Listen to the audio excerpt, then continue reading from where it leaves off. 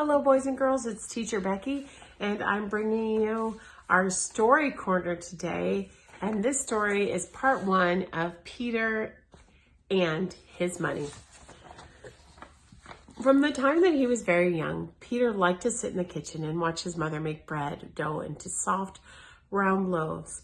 She would hand Peter a small piece of dough to play with while she worked. He liked to roll it between his fingers or flatten it on the table.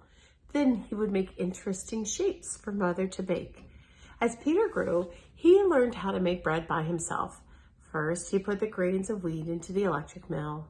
After the mill ground the wheat into powdery fine flour, he carefully measured just the right amount. Then he put the flour with water, oil, honey, and yeast and salt into his mother's big bread mixer.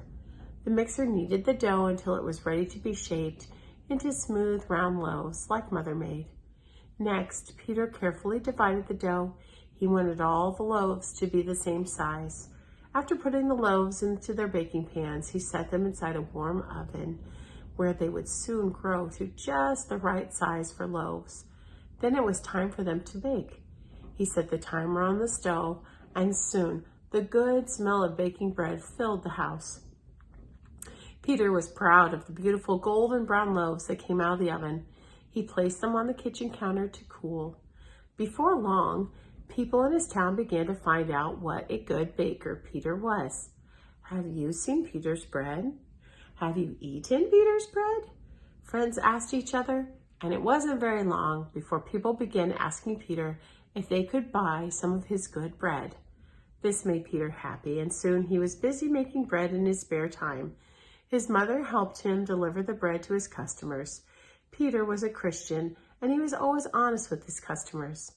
At the end of each week, Peter carefully counted his money, and when he knew how much money he'd received from selling bread that week, the very first thing that he always did was take out 1/10 of it. That was tithe. Peter knew it didn't belong to him. It belonged to God.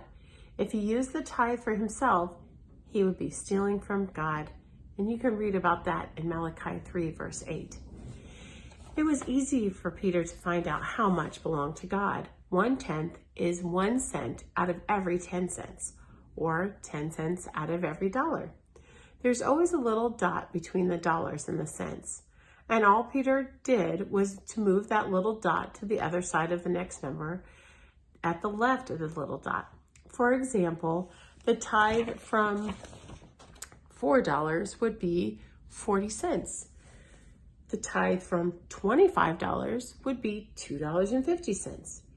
Peter was earning money, and oh, how many things he could think that he wanted to buy with his money. Our story is to be continued next week. Have a great day, boys and girls.